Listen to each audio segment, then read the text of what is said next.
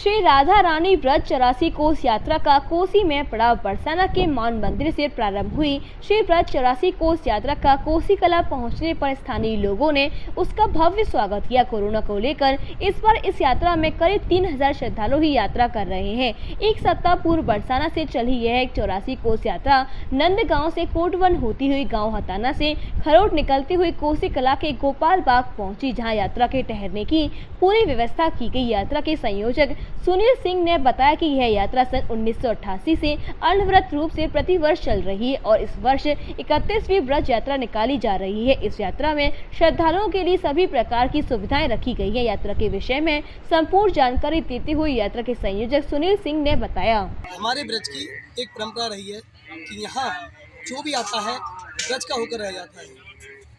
इसी प्रकार हमारी ब्रज यात्रा का भी बहुत बड़ा महत्व है। कहीं गोवर्धन की यात्रा होती है तो कहीं ब्रज 84 कोस की, लेकिन एक ब्रज यात्रा जो कि रमेश बाबा यात्रा के नाम से प्रसिद्ध है, वो बहुत कई वर्षों से चल रही है और हजारों की संख्या में इसमें श्रद्धालु इस यात्रा को करने के लिए आते हैं और ब्रज 84 कोस की यात्रा कर अपने आप को धन्य मानते हैं। आज यह ब्रज यात्रा हमारे कोसी कला में आकर रुकी है। इसका जो पड़ाव है, 7वां पड़ाव, वो कोसी कला में है और सन 1988 से ये यात्रा अनवरत चल रही है। आज 31वीं यात्रा इसकी हो रही है। आज हमारे साथ बैठे हैं इस पूरी यात्रा के संयोजक सुनील कुमार ठाकुर जी। इनसे हम पूछते हैं कि ये यात्रा किस तरह से चलती है और कैसे कैसे इस यात्रा को वो संचालित करते हैं। सबसे पहले तो आपका वी न्यूज़ में बहुत बहुत धन्यवाद। जी, बहुत बहुत धन्यवाद आपका। ये यात्रा कैसे शुरू हुई और किस तरह से ये यात्रा अनवरत चल रही है? इसमें मैं अपने पूज्य श्री रमेश बाबा जी महाराज ने रमण रेती के जो महाराज जी थे उनके साथ परिक्रमा करी थी, जो गुरु शैलान जी के गुरु जी थे, हरिनाम दास जी। तो उनके साथ जब पूरा ब्रज ब्रह्मांड उन्होंने करा तो उन्होंने जो यात्रा शुरू करी, तो उस यात्रा के बाद में पूज्य बाबा मान मंदिर पे आके उन्होंने विचार करा कि एक यात्रा बरसाना से भी प्रारंभ होनी चाहिए और वो यात्रा पूर्णतः निःशुल्क रहे, जिसमें कोई भी व्यक्ति आ जाए। ज़्यादातर जो यात्रा है उनमें शुल्क रहता है, पर व्यक्ति 3100, 5100, 7100, 11000। शुल्क के कारण सामान्य वर्ग है वो परिक्रमा नहीं कर पाता है, क्योंकि इसमें टेंट की, लाइट की, जल की, ये समूची व्यवस्था में अर्थ तो लगता ही है। 1988 में ये शुरू हुई थी। उसके 2 साल बाद फिर पहली यात्रा हुई और उसमें बाबा ने कहा कि भाई 2 साल का गैप बहुत हो जाता है, प्रतिवर्ष उठेगी। तो उस क्रम के अनुसार ये 31वीं यात्रा है, राधा रानी वार्षिक ब्रज यात्रा। इसमें संपूर्ण भारतवर्ष के सभी प्रांतों के लोग आते हैं, इसलिए हम कार्यालय में 12-13 भाषाओं के लोग रखते हैं, जिससे उन्हें कोई किसी प्रकार की तकलीफ ना हो। और हम एक आई कार्ड बनाते हैं जिसमें हम लोगों के 3-4 नंबर रहते हैं।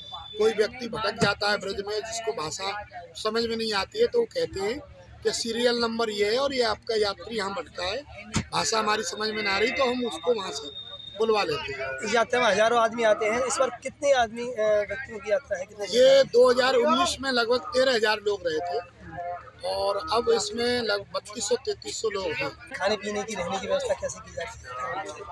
टेंट की व्यवस्था है रहने के लिए, इनके मतलब उपचार के लिए औषधालय चलता है, जिसमें होम्योपैथिक, आयुर्वेदिक और एलोपैथिक तीनों तरह का इलाज है। इमरजेंसी के लिए 1-2 गाड़ी रहती है।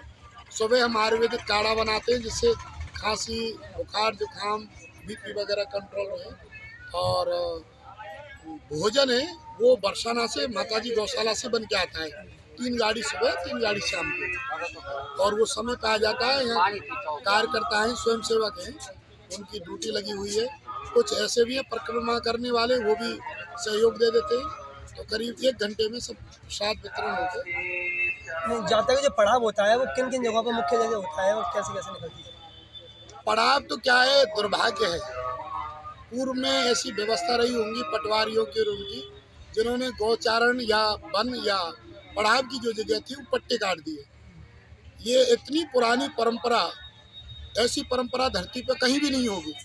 जो 40 दिन हर आदमी आज के समय में ऐसा गरीब नहीं है जिसके पास 4 पाई नहीं हो, पर इसमें सब वर्ग के लोग हैं। ऐसे भी लोग हैं जिनके पास 1 रुपया नहीं है, ऐसे भी लोग हैं जो पूरी यात्रा का खर्चा उठाते हैं।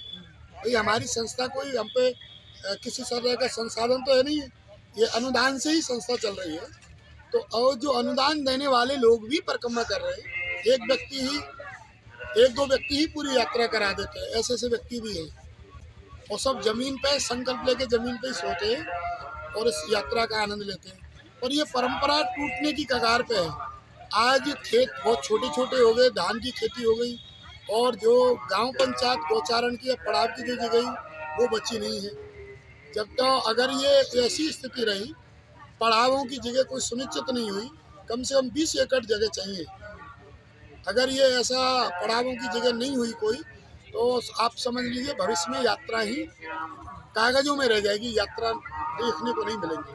कौन कौन से मुख्य जगह हैं, कौन कौन से स्थल हैं जहाँ पर यात्रा रुक के चलती है? ये भगवान कृष्ण और राधा रानी की जितनी भी लीला स्थली है, सभीयों के दर्शन करते हुए मुख्य पड़ाव इसमें अपने उत्तर प्रदेश में 23 पड़ाव हैं, बाकी 40 पड़ाव रहते हैं। तो जैसे कोसी का पड़ाव प्रमुख है, कोई भी यात्रा होगी कोसी जरूर आएगी, कोसी में परिक्रमा लगाएगी। भीड़ होने के कारण नहीं लगाते हैं, इसे अब की बार हम भी नहीं लगा रहे। नंदगांव में 2 पड़ाव रहते हैं, बरसाना में 2 पड़ाव रहते हैं, कामां में 2 पड़ाव रहते हैं, वृंदावन में 3 पड़ाव रहते हैं, दाऊजी में 2 पड़ाव रहते हैं। प्रमुख जो स्थान है उन पर ये पड़ाव रहते हैं। और बाकी बीच में जो पद यात्रा के समय लीला स्थली पड़ती है, उनके सबके दर्शन करते आते हैं। शाम को 5 से 7 के बीच में जहाँ जहाँ दर्शन करने गए उनका विस्तार से उनका महत्व बताया गया है कि वो वहाँ आज नंदनवन गए तो नंदनवन की ये कथा है, शेखसाई गए तो शेखसाई की ये कथा है। और उसमें 24 घंटा हरिनाम संकीर्तन रहता है। उस संकीर्तन की धुन में आदमी अपने सांसारिक जो जीवन है उसको भूल के 24 घंटा इसमें लगन लगा के रहता है।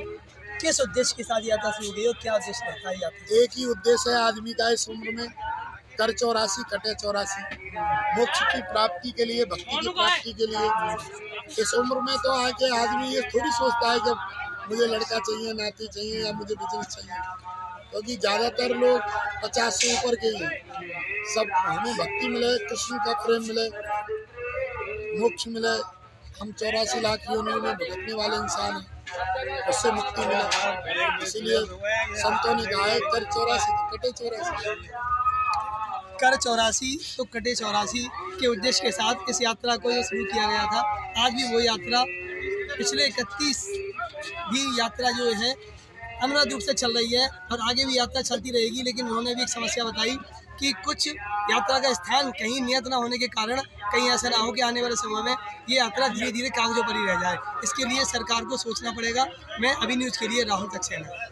मस्त बनारसी पान, जी हाँ, मुंबई स्टाइल के पान खाने का मजा अब मथुरा में भी मौजूद, जहां आपको मिलेंगे सैकड़ों स्वादिष्ट वैरायटी के पान। हमारा वादा है ऐसा पान का स्वाद जिसे आप कभी भी भूल नहीं पाएंगे।